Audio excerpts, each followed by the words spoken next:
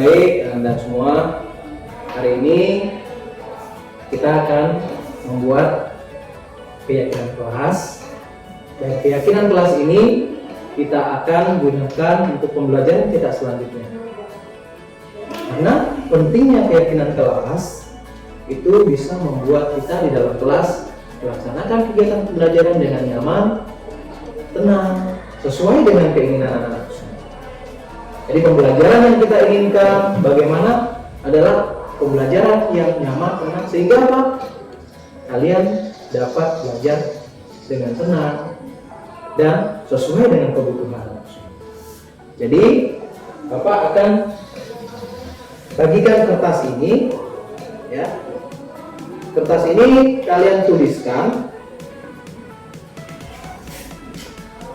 ya. Di kertas ini kalian tuliskan keyakinan kelas yang mau kalian buat.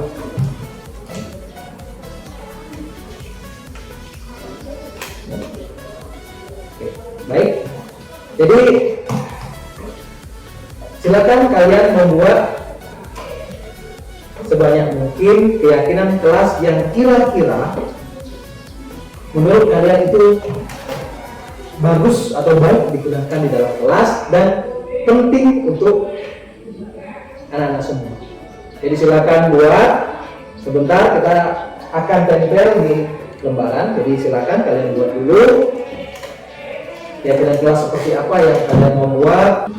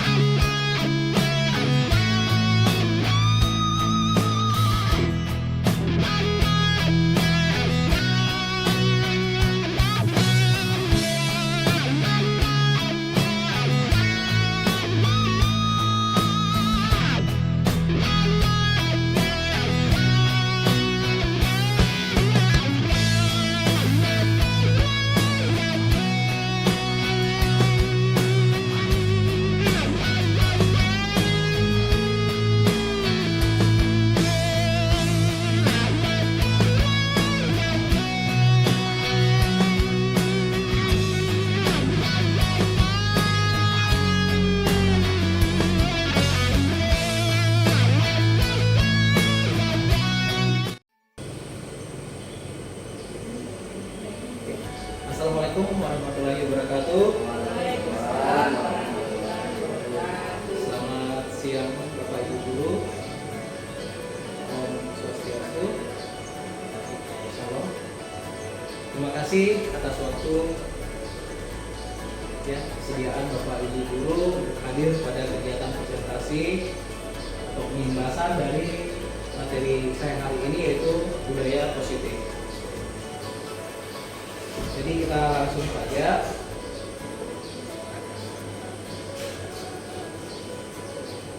Baik, kita mulai dari definisi budaya. Jadi budaya adalah keseluruhan yang kompleks yang di dalamnya terkandung ilmu pengetahuan, kepercayaan, kesenian, moral, hukum, adat, istiadat, dan kemampuan. Ini menurut E.B. Taylor. Nah, terus menurut Erlington, itu budaya adalah konfigurasi tingkah laku yang dipelajari dan hasil tingkah laku yang unsur pembentuknya didukung dan diteruskan oleh masyarakat tertentu. Yang ketiga, itu menurut Koncaraningrat, kebudayaan itu berasal dari bahasa Sanskerta, yaitu budaya, yaitu bentuk jamak dari budi, yang berarti budi atau akal. Dengan demikian, Koncaraningrat mendefinisikan budaya sebagai daya budi berupa cipta, karsa, dan rasa. Nah, definisi budaya positif dari tiga tiga pendapat tersebut, perwujudan dari nilai-nilai keyakinan universal dan kebiasaan-kebiasaan baik di sekolah yang berpihak kepada murid, agar murid dapat berkembang menjadi pribadi yang memiliki karakter profil belajar Pancasila. Jadi definisi budaya positif dari hasil rangkuman itu pada intinya bagaimana peserta didik itu menjadi peserta ya yang atau kegiatan kita di sekolah berpihak kepada murid agar dapat mewujudkan karakter dari siswa, yaitu dengan profil belajar Pancasila. Nah, topik budaya positif hari ini ada 6, yaitu disiplin positif dan nilai-nilai kebajikan. Terus yang kedua, teori motivasi hukuman, penghargaan dan restitusi. Yang tiga, keyakinan kelas. Yang keempat adalah kebutuhan dasar manusia. Yang kelima itu ada 5 posisi kontrol, dan yang terakhir adalah segitiga restitusi. Ini kita lanjut. Baik, di sini ada 4 paradigma budaya positif. Itu menurut Dr. William Glasser dalam kontrol teori yang kemudian dikembangkan atau berkembang dan dinamakan choice theory. Luruskan berapa miskonsepsi tentang makna kontrol. Yang pertama, ilusi guru mengontrol murid. Yang selama ini kita pahami adalah bagaimana guru mampu mengontrol murid. Nanti ada penjelasannya lebih detail tentang seperti apa itu mengontrol murid. Nah, terus yang kedua, ilusi bahwa semua penguatan positif, efektif dan bermanfaat. Yang ketiga, ilusi bahwa kritik dan membuat merasa bersalah dapat menguatkan karakter. Jadi ada kritik dan membuat orang merasa bersalah itu dapat menguatkan karakter. Nah, terus yang keempat, itu ilusi bahwa orang dewasa memiliki hak untuk memaksa. Ya, tapi dalam dunia pendidikan pasti ada hal yang namanya kontroversial. Ilusi guru, ya, kita perhatikan ya, ilusi guru mengontrol murid. Pada dasarnya, kita tidak dapat memaksa murid untuk berbuat sesuatu jikalau murid tersebut memilih untuk tidak melakukannya. Nah, teori kontrol menyatakan bahwa semua perilaku memiliki tujuan, bahkan terhadap perilaku yang tidak disukai. Baik, yang kedua, ilusi bahwa semua penguatan positif, efektif dan bermanfaat. Nah, penguatan positif atau bujukan adalah bentuk-bentuk kontrol.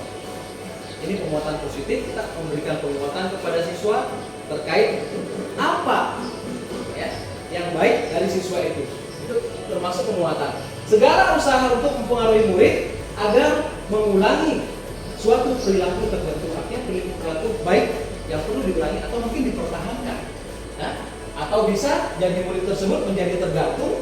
Ingat, efek negatifnya murid tersebut bisa tergantung terhadap pendapat sang guru karena kita dibujuk terus. Jadi ini pengaruh yang berasal dari luar, bukan dari dalam pribadi siswa. Makanya kontrol yang paling bagus adalah munculkan dia dari dalam dirinya, bukan dari luar. Kalau yang dari luar itu banyak, tapi itu tidak mempengaruhi dalam jangka waktu lama. Itu berdasarkan dari kontrol. Baik, kita lanjut yang ketiga. Ilusi bahwa kritik dan membuat orang merasa bersalah dapat menguatkan karakter. Mereka mengembangkan dialog diri yang negatif. Yang tadi mengembangkan dialog diri yang negatif. Kadang-kala sulit bagi guru untuk mengidentifikasi bahwa mereka sedang melakukan perilaku ini. Terlebih yang keempat, ilusi bahwa orang dewasa memiliki hak untuk memaksa. Ya, ini ilusi ya.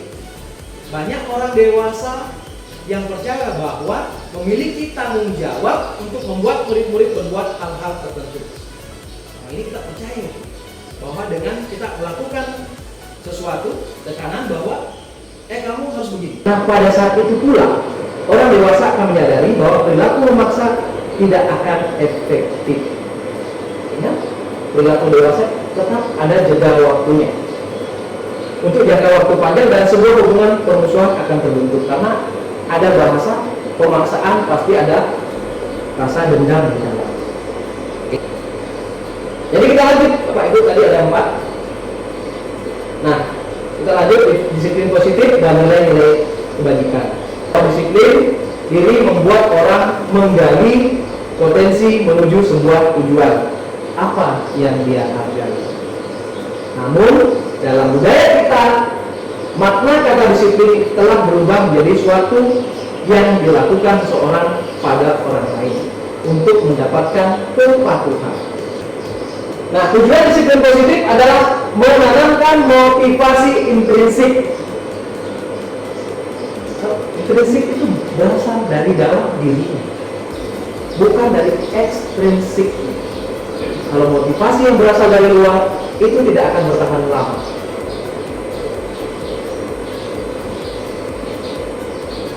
Nah, nilai kebijakan universal, ya, nilai kebajikan universal itu ada beberapa. Misalnya, kita ambil yang di bawah adalah beriman, bertakwa kepada Tuhan Yang Maha Esa dan berakhlak mulia. Nah, terus mandiri, mengajari anak-anak itu selalu melakukan hal-hal mandiri. Bernalar kritis, anak-anak juga perlu bernalar kritis, memikirkan, melakukan kolaborasi. Karena bernalar kritis tidak hanya memikirkan, oh ini sesuatu itu yang sulit, bukan seperti itu. Berkebinekaan global, ya, berkebinekaan global yang dimaksud adalah budaya yang berbeda-beda, kita bisa berbaur di dalam. Kita bisa menjadikan satu. Kita bisa satu dengan itu. Bukan dalam artian kita mengikuti budaya orang, tapi kita punya budaya, tapi setiap budaya itu saling menghargai. Bergotong royong. Nah, ini yang memang rutinitas dapat kita lakukan. Gotong royong. Gotong royong itu bukan hanya dalam bentuk kebersihan. Gotong royong seperti yang sudah kita lakukan, umpamanya ada di mana berbagi. Merdeka, menurut Ki Hajar Dewantara, artinya tidak hanya terlepas dari perintah, akan tetapi juga cakap buat memerintah diri sendiri. Ini mandiri.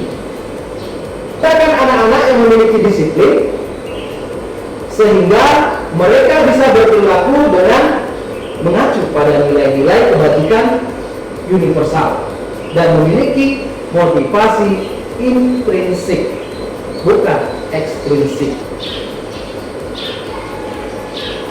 Mari kita lanjut, ya. Motivasi perilaku manusia. Diperhatikan, ini ada 3 motivasi. Ini manusia, berkaitan baik siswa maupun kita sebagai seorang guru.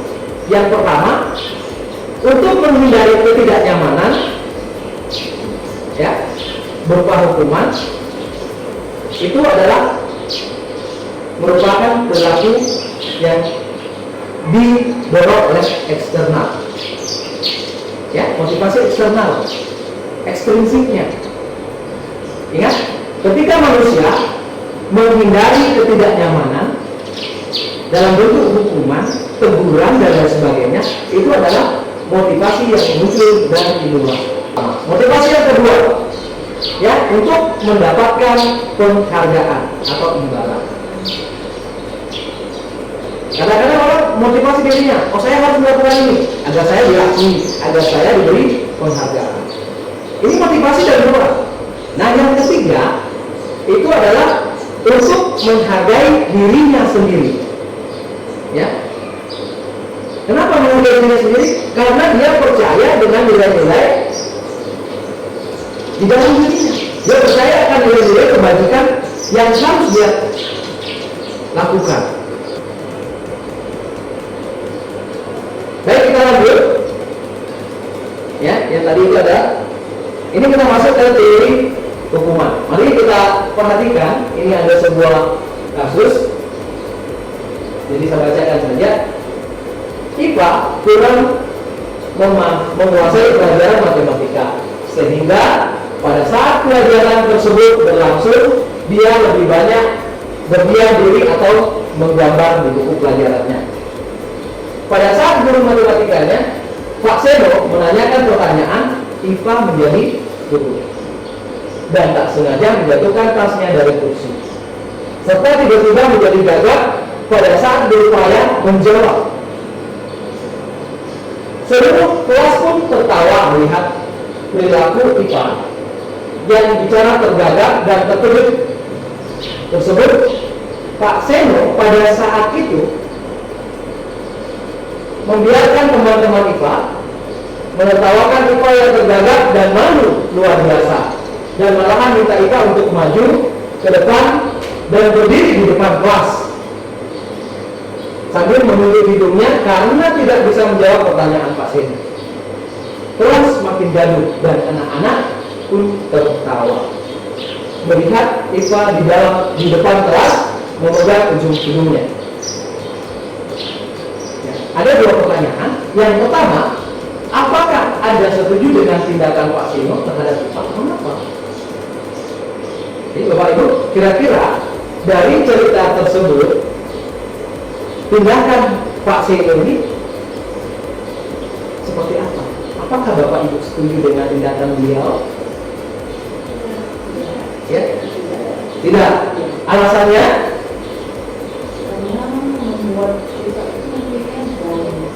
Jadi membuat siswa nanti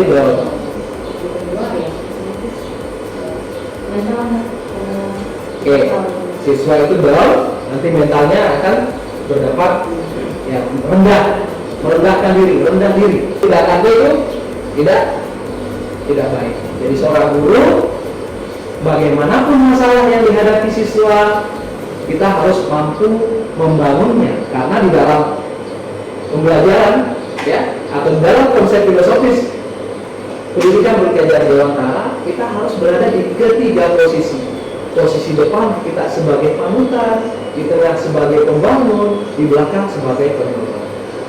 Ya, ini kita harus mampu, karena sebagai seorang guru tidak hanya mengajar di dalam kelas mencapai target ketuntasan minimal, tetapi seorang guru bagaimana menciptakan peserta didik di dalam kelas itu yang betul-betul berpihak pada murid, anak-anak nyaman di dalam kelas, aman dalam sekolah. Nah, ini yang diinginkan oleh siswa. Baik, yang pertanyaan kedua, menurut Anda tindakan Pak Seno terhadap IPA adalah sebuah hukuman atau konsekuensi? Jadi jawabannya itu adalah hukuman. Karena apa? Ini mempengaruhi, ini menjadi beban kepada siswa. Kalau konsekuensi itu kesepakatan yang kita bikin di dalam kelas, yang diturunkan melalui dari tata tertib sekolah, diturunkan menjadi kesepakatan kelas. Nah, kita jelaskan sedikit tentang teori restitusi. Nah, restitusi di sini adalah menciptakan kondisi bagi murid untuk memperbaiki kesalahan mereka, sehingga mereka bisa kembali pada kelompok mereka dengan karakter yang lebih kuat. Nah, ciri restitusi yang pertama, bukan untuk menebus kesalahan, namun untuk belajar dari kesalahan. Ini restitusi. Yang kedua, memperbaiki hubungan, bukan malah memperenggang atau mungkin menjadi sebuah keributan.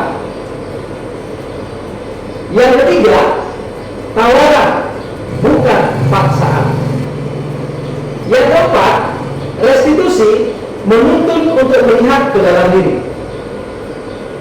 Jadi kita seorang guru menuntun siswa agar melihat ke dalam diri. Oh, diri Anda seperti apa? Bagaimana penghargaan diri Anda terhadap hal-hal yang ada di sekitar. Itu contoh. Yang kelima, restitusi mencari kebutuhan dasar manusia. Itu ada kebutuhan, ada 5 kebutuhan dasar manusia, nanti kita jelaskan, yang mendasari tindakan. Restitusi diri adalah cara yang paling baik. Ini restitusi diri. Terus yang ketujuh, restitusi fokus pada karakter, bukan tindakan. Yang kedelapan, restitusi fokus pada solusi. restitusi mengembalikan murid yang berbuat salah pada kelompok. Bisa lanjut ya? Oke. Nah, ini segitiga restitusi. Ini dikatakan segitiga restitusi karena ini sebuah skema dalam menyelesaikan kasus-kasus yang dimiliki oleh siswa. Baik itu masalah kecil, masalah besar, ini kasus yang masih prosesnya berada di sekolah. Oke, yang pertama kita lihat yang di sini sedikit. Nah, ini bahasa menstabilkan identitas. Kata-kata yang biasa digunakan menyelesaikan masalah. Yang pertama, berbuat salah itu tidak apa-apa. Ya, kayak kita mendukung kan? Stabilkan identitasnya dengan dukungan. Yang kedua, tidak ada manusia yang sempurna. Ini juga berupa dukungan. Orang melakukan kesalahan pasti tidak sempurna. Dukung dulu, ya, untuk mengkaji apa dan bagaimana sesuatu. Terus yang ketiga, saya juga pernah melakukan kesalahan seperti itu. Kita tunjuk diri. Terus yang keempat, kita bisa menyelesaikan ini. Ini stabilkan identitasnya dulu. Bapak Ibu tidak tertarik siapa yang salah. Ingat, kita sebagai seorang guru, kita tidak tertarik siapa yang salah. Nah, terus kamu berhak merasa begitu. Nah, ini menstabilkan identitas. Karena identitasnya dia sudah arogan, tadi dan sebagainya. Sesuatu namanya darah muda dan sebagainya, stabilkan dulu. Nah, terus apakah kamu sedang menjadi teman yang baik buat dirimu sendiri? Ini pertanyaan untuk dia. Jangan berpikir, oh, saya belum layak menjadi teman yang baik karena saya begini nih. Sini adalah validasi tindakan. Ya, contohnya, contoh kata yang digunakan. Padahal kamu bisa melakukan yang lebih buruk dari ini ya. Kita kayak bertanya, ya, menggali dari dia. Padahal dia bisa melakukan hal yang lebih buruk dari ini. Wah, dia memukul teman, bisa saja dia membunuh dan lain sebagainya. Ini kan sebagai tindakan yang lebih parah. Ini kata-kata yang kita gunakan menggali dia. Terus yang kedua, kamu pasti punya alasan mengapa melakukan hal itu.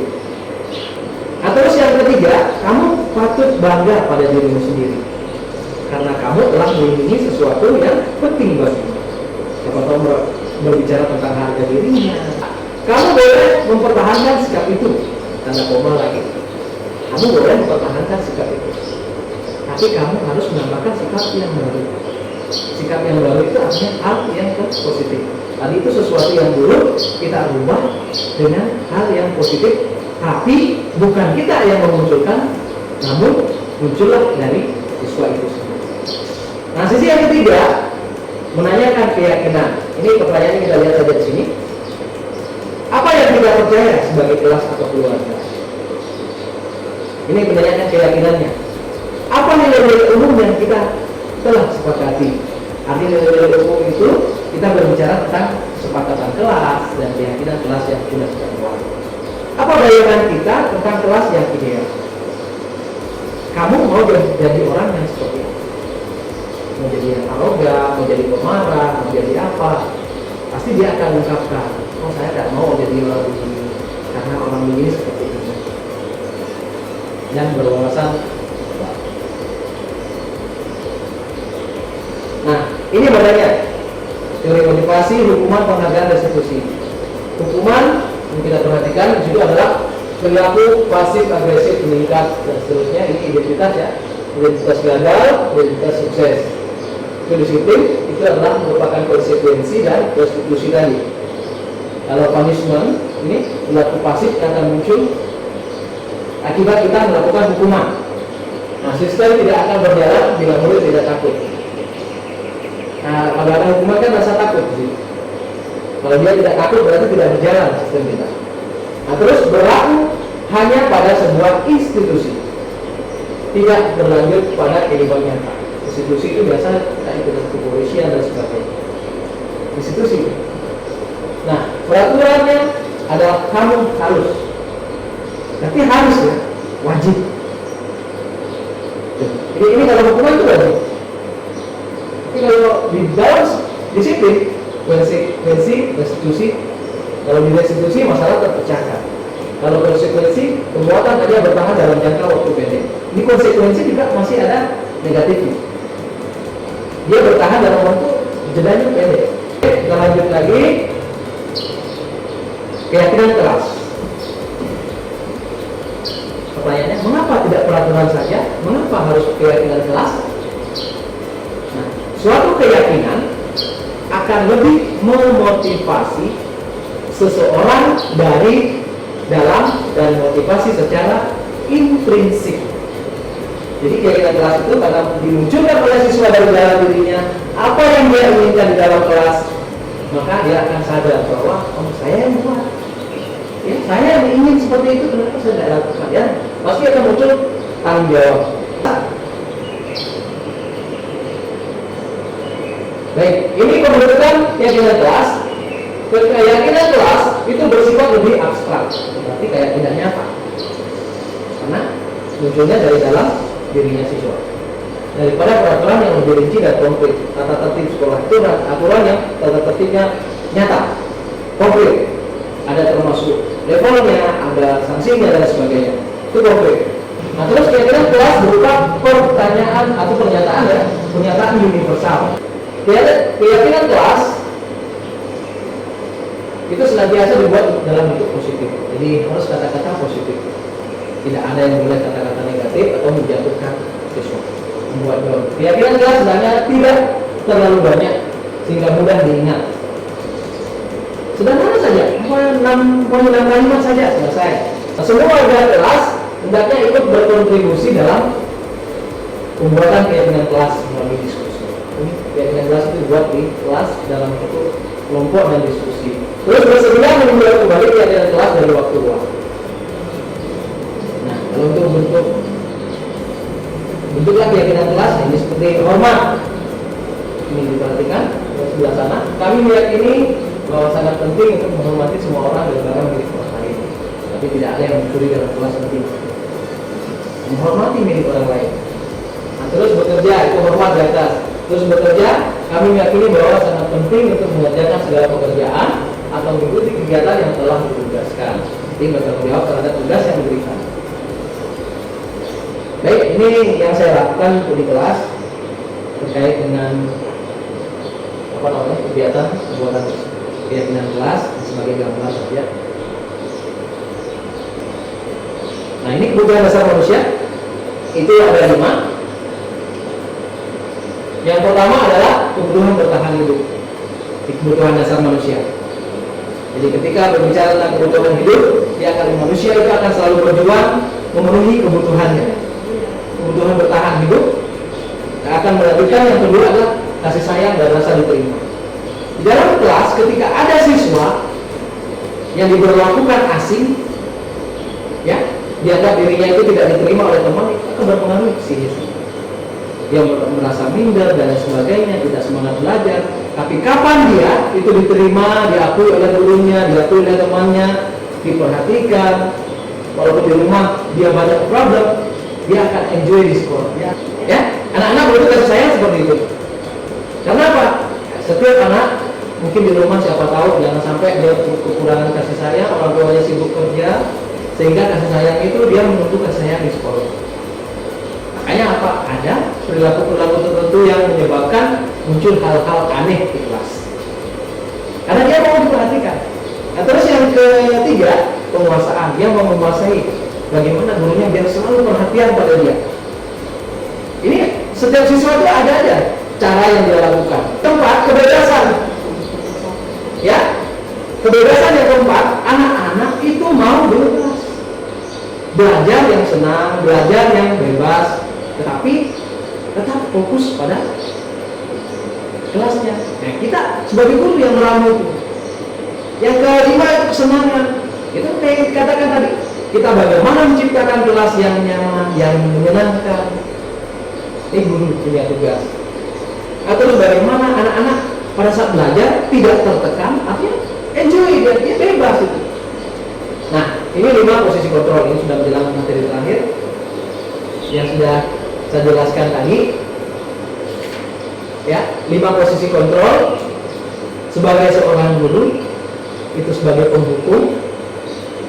Ini akan menyebabkan apa tadi yang sudah dijelaskan, ya, akan menyebabkan anak-anak jauh dan sebagainya. Membuat rasa bersalah juga sama, akan menjadikan anak itu rendah diri, bukan rendah hati. Nah, terus sebagai teman, ini ada baik dan ada buruknya. Yang buruk adalah anak-anak selalu tergantung kepada kita karena menganggap kita adalah sebagai teman. Selalu diingat dan sebagainya, kebutuhan.